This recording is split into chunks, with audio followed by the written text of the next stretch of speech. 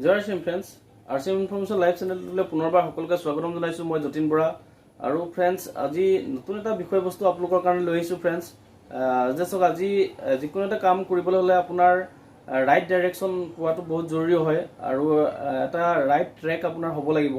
আৰু যিহেতু চাওক, আজি আমাৰ এই ব্যৱসায়টো ষ্টাৰ্ট কৰিবৰ কাৰণে আপুনি জইনিং হ'ল, জড়িত হোৱাৰ পিছত আপুনি কেনেকৈ ৰাইট ৱেত আপুনি ৰাইট ট্ৰেকত আপুনি গৈ থাকিব, তাৰ কাৰণে ফ্ৰেণ্ডছ এটা ৰাস্তা আপোনাক নিশ্চয়কৈ প্ৰয়োজন হয়।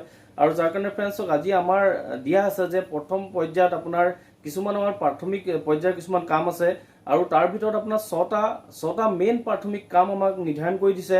আৰু সেই ছটা কাম যদি আমি কৰি যাওঁ তেতিয়াহ'লে ডেফিনেটলি ফ্ৰেণ্ডছক আপুনি কামটো কৰিবলৈ আপুনি এটা ৰাস্তা পাব, এটা সঠিক পথত আপুনি আগুৱাই যাব পাৰিব ফ্ৰেণ্ডছ। আৰু আহক তেতিয়াহ'লে সেই ছটা ফ্ৰেণ্ডছ আজি আলোচনা কৰোঁ। আৰু যিসকলে আজি চেনেলটো চাই আছে, যদি আপোনালোকৰ আজি ভিডিঅ'খিনি ভাল লাগে তেতিয়াহ'লে এটা কমেণ্ট কৰিব, শ্বেয়াৰ কৰিব আৰু লগতে চেনেলটো ছাবস্ক্ৰাইব কৰিবলৈ নাপাহৰিব ফ্ৰেণ্ডছ। আৰু তেতিয়াহ'লে আহক ফ্ৰেণ্ডছ, আজি আমাৰ আলোচনাখিনি আগবঢ়াওঁ। প্ৰথম পইণ্টটো হ'ল যে প্ৰথম আমাৰ যিটো ছটা প্ৰাথমিক পৰ্যায়ৰ কাম আছে, তাৰ প্ৰথম যিটো ইম্পৰ্টেণ্ট পইণ্ট হয় সেই পইণ্টটোৱে হৈছে 100% use the product and share the product. আপুনি কি কৰিব লাগিব যে 100% আৰচিএমত যিখিনি আপোনাৰ যিখিনি প্ৰডাক্ট আজি উপলব্ধ আছে সেই প্ৰডাক্টখিনি আপুনি 100% প্ৰডাক্ট ফ্ৰেণ্ডছ আজি নিজে আপুনি ইউজ কৰিব লাগিব। আৰু লাহে লাহে সেই প্ৰডাক্টখিনি আপুনি চেল কৰিবলৈ, প্ৰমোশ্যন কৰিবলৈ আপুনি শিকিব লাগিব। তেতিয়া কি হ'ব যে আপুনি নেক্সট ষ্টেপত আপুনি গৈ পেলাই আপুনি কাম কৰিব পাৰিব, কাম কৰাটো আপোনাৰ ইজি হৈ পৰিব। গতিকেলৈ আমি এনেকুৱা বহুত কাৰণ আছে যে 1 নম্বৰ পইণ্টটো ইমানেই মহত্বপূৰ্ণ হয় যে আমি এই কামটো নকৰাকৈ কেতিয়াও আমি এই ব্যৱসায়ত অগ্ৰগতি আমি কৰিব নোৱাৰোঁ। গতিকেলৈ চাওক, 1 নম্বৰ পইণ্টটোত যে বহুত ৰিজন আছে কিয় আপুনি 100% প্ৰডাক্ট ইউজ কৰিব বা কোম্পানীয়ে প্ৰথম পইণ্টটো কিয় লৈ আহিলে, তাত বহুতখিনি আপোনাৰ এনেকুৱা লজিক সোমাই আছে ফ্ৰেণ্ডছ। চাওক, আজি মই যদি তাৰ উদাহৰণ যদি কওঁ যে আজি 100% প্ৰডাক্টৰ মানে ব্যৱহাৰ যদি আপুনি সৰ্বপ্ৰথমে নিজে নকৰে তেতিয়াহ'লে প্ৰডাক্টখিনি আপুনি গুণাগুণখিনি বুজি নাপাব। আৰু গুণাগুণখিনি বুজি নাপালে আপুনি প্ৰডাক্ট কাহানিও চেল কৰিব নোৱাৰিব। আপোনাৰ প্ৰডাক্ট তেতিয়াহে চেল হ'ব যেতিয়া নেকি আপোনাৰ কনফিডেন্সটো আপোনাৰ প্ৰকাশ পাব, আপোনাৰ নিজৰ ভিতৰত আপোনাৰ কনফিডেন্স থাকিব, তেতিয়া আপোনাৰ 100% প্ৰডাক্ট সুন্দৰকৈ আপুনি চেল কৰিব পাৰিব। আৰু ইয়াৰ পিছৰ যিটো পইণ্ট হয় সেই পইণ্টটো আমাৰ নেটৱৰ্ক ব্যৱসায় আগবাঢ়িবৰ কাৰণে বহুত এটা ইম্পৰ্টেণ্ট পইণ্ট হয়, যিটো কোৱা হয় আপোনাৰ লিষ্ট মেকিং। অৰ্থাৎ আপুনি এখন মানুহৰ তালিকা আপুনি প্ৰস্তুত কৰিব লাগে। যেতিয়ালৈকে আপুনি এখন মানুহৰ তালিকা আপুনি প্ৰস্তুত নকৰিব তেতিয়াহ'লে আপোনাৰ যিটো নেটৱৰ্কটো সেই নেটৱৰ্কটো আপোনাৰ বিল্ড কৰিবলৈ আপোনাৰ কষ্ট হ'ব। গতিকেলৈ যেতিয়ালৈকে প্ৰপাৰ আপোনাৰ লিষ্ট আপুনি বনাই নল'ব তেতিয়ালৈকে আপোনাৰ সেইটো কাৰ্যত আপোনাৰ পৰিণত কাহানি নহয়। সেইকাৰণে আপুনি এখন লিষ্ট আপুনি তৈয়াৰ কৰক। আপোনাৰ মোবাইল কণ্টেক্টত যিবিলাক আপোনাৰ নাম্বাৰ আছে, যিবিলাকক আপুনি চিনি পায়, হয়তো আপোনাৰ ষ্ট্ৰেঞ্জাৰ হ'ব পাৰে, হয়তো আপোনাৰ বন্ধুবৰ্গ হ'ব পাৰে, আপোনাৰ ৰিলেটিভছৰ মানুহ হ'ব পাৰে। ফ্ৰেণ্ডছ, এই যিটো অপৰচুনিটি, আজি সুযোগ আমাৰ হাতত আজি কোম্পানীয়ে দিছে যে আজি সাধাৰণ মানুহ নহয় আপুনি ফ্ৰেণ্ডছ। আপুনি এইটো নাভাবিব যে আপুনি সাধাৰণ মানুহ হয়। আজি আপুনি একোজন মানুহক স্বাৱলম্বী কৰাৰ এটা ৰাস্তা আপুনি দিবলৈ গৈ আছে। এই কৰোণা মহামাৰীৰ সময়ত আপুনি যদি কিছু ব্যক্তিক এই চিষ্টেমটো দি পেলাই আপুনি সহায় কৰিব পাৰে, মই ভাবোঁ বহুত ডাঙৰ এটা হেল্প হ'ব। তাৰ জ্বলন্ত উদাহৰণ আজি মই নিজে হয়। আজি 4 বছৰ আগত এই ব্যৱসায়টোৰ লগত জড়িত হৈছিলোঁ আৰু আজি মই যিটো জেগাত আজি উপনীত হৈ আছোঁ ফ্ৰেণ্ডছ, আজি সঁচাকৈ ক'বলৈ গ'লে মই আজি বহুত লাকি বুলি ভাবোঁ। আৰু ফ্ৰেণ্ডছ, মই নিজেই উদাহৰণ হয় আজি। আৰু চাওক, ইয়াৰ পিছতে আহিলে যে আপোনাৰ যিটো 3 নম্বৰ পইণ্ট, সেইটো হৈছে আপোনাৰ ইনভাইট। আপুনি কি কৰিব লাগিব, আমাৰ যিবিলাক মিটিং হয়, যিখিনি প্ৰগ্ৰেম হৈ থাকে, যিখিনি চেলিব্ৰেশ্যন প্ৰগ্ৰেম হয়, আজি ধৰক এতিয়া কৰোণাৰ কাৰণে কি হৈছে যে ফিজিকেলি যিখিনি প্ৰগ্ৰেম হয় সেই প্ৰগ্ৰেমখিনিতো এতিয়া স্থগিত হৈ আছে। গতিকেলৈ এতিয়া সকলোবিলাক প্ৰগ্ৰেম আপোনাৰ ডিজিটেল মাধ্যমত হৈ আছে। আৰু সেই ডিজিটেল মাধ্যমত আপুনি কি কৰিব পাৰে, সেই লিংকখিনি আপুনি তেখেতক আপুনি দিব পাৰে আৰু প্ৰগ্ৰেমত বহিবলৈ আপুনি ইনভাইট কৰিব লাগে। আৰু প্ৰগ্ৰেমত বহাৰ কিছুমান প্ৰচেছ আছে, নিয়ম আছে, যে সেই নিয়মখিনি আপুনি পালন কৰিব লাগিব। আৰু তেওঁক আপুনি ইনভাইট কৰাৰ প্ৰচেছটো আপোনাৰ ৱেল হ'ব লাগিব, ভাল আপোনাৰ পদ্ধতিৰে আপুনি তেখেতক ইনভাইটেশ্যন দিব লাগিব। মানে যিটি কৈ আপুনি ইনভাইট কৰিলে, চাওক, আজি যিকোনো মানুহে যদি আপুনি সেই তাৰ প্ৰগ্ৰেমটোৰ যিখিনি ইম্পৰ্টেঞ্চ, সেই গুৰুত্বখিনি যদি আপুনি ফুটাই তুলিব নোৱাৰে তেতিয়াহ'লে আপুনি ইনভাইট কৰিলেও তেওঁ সেই বস্তুটো ভেলুলেছ হ'ব, তেওঁ হয়তো বুজি নাপাব। কিন্তু আপুনি গুৰুত্ব সহকাৰে যদি এজন মানুহক আপুনি ইনভাইটেশ্যন দিয়ে তেতিয়াহ'লে 100% চাওক, আজি এই প্ৰগ্ৰেমখিনিত আপুনি ইনভাইট কৰিব পাৰে। এনেকৈ ইনভাইট কৰক প্ৰগ্ৰেমত। আপুনি মানুহ যিমান পাৰে সিমান সংখ্যক মানুহক আপুনি ইনভাইট কৰক। আৰু কণ্টিনিউ প্ৰচেছ আপুনি সেইটো লাগাতাৰ আপুনি কৰি থাকক।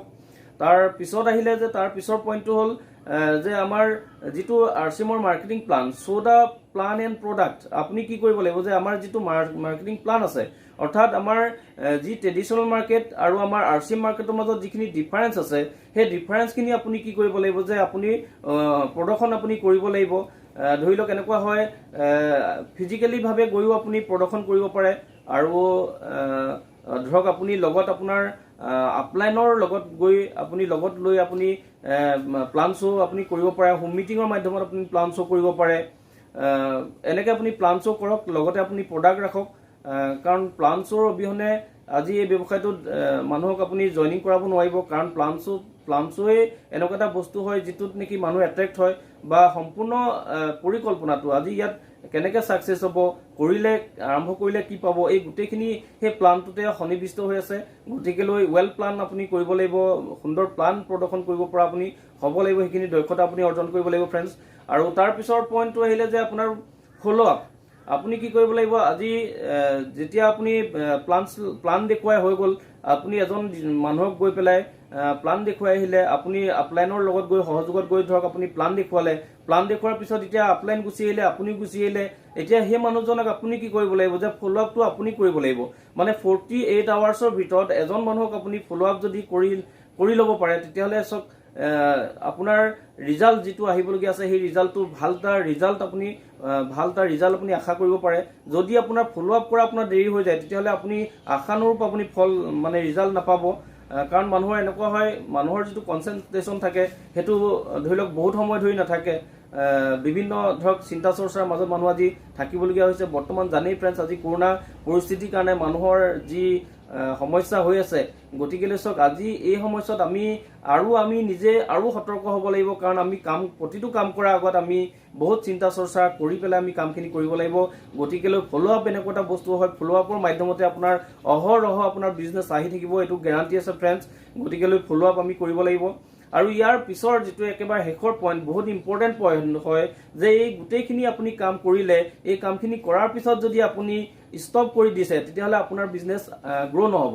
মানে এইটো ইম্পৰ্টেণ্ট হয় আৰু ৰেগুলাৰ বেচিছত কৰা কাম হয়, যিটো নেকি আপোনাৰ ৰাইট ষ্টাৰ্টআপ বুলি কোৱা হয়। যে এজন মানুহক যেতিয়া আপুনি জইনিং কৰোৱাৰ পিছত তেওঁক আকৌ আপুনি 6 বেচিক্সৰ যিকেইটা পইণ্ট আছে, 1 নম্বৰ পইণ্টৰ পৰা তেওঁক আপুনি ষ্টাৰ্টআপ কৰোৱাব লাগিব, ৰাইট ষ্টাৰ্টআপ আপুনি কৰোৱাব লাগিব, তেওঁক ট্ৰেইনিংখিনিত আপুনি বহুৱাব পাৰিব লাগিব, তেওঁ কেনেকৈ কামটো ষ্টাৰ্ট কৰিব, তেওঁক সহায় সহযোগিতা, দিহা পৰামৰ্শ, তেখেতৰ লগত অহৰহৰ প্ৰচেষ্টাত আপুনি লাগি থাকিব লাগিব।